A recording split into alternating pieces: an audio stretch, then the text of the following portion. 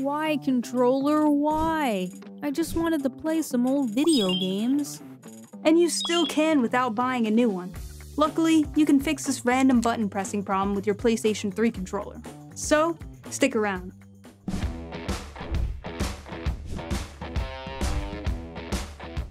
Before we start fixing this random button pressing, we'll need a few tools. I'll leave those in the description below. Now let's get cracking on this easy repair. Turn the controller over to the back and remove its 5 screws.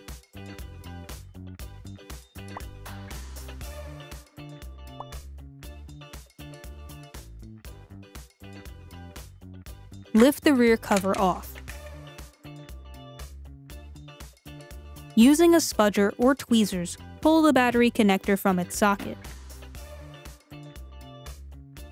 There's one screw holding the motherboard in place.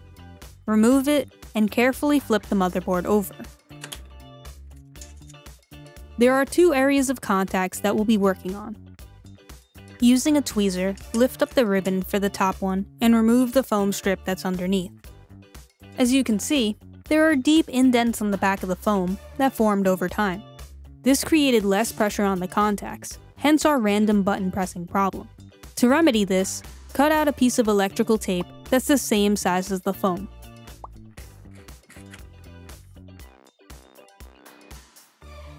Stick it over the indents. Place the foam back underneath the ribbon with the tape side up. Using 91% isopropyl alcohol, clean the contacts on the top of the ribbon and on the motherboard. With the tweezer, place the ribbon back on top and make sure it's secure in place. Gently flip the motherboard back over. Put back the one screw that holds it in place. Connect the battery connector to its socket. If the number 2 triggers came off with your cover, we'll need to put them back on. Push the triggers back into their axles with their springs pointing up.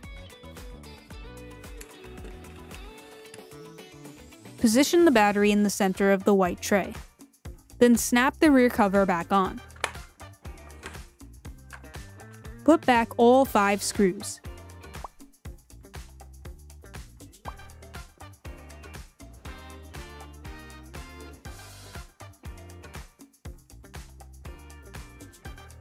With everything back together, we'll need to test if the buttons work.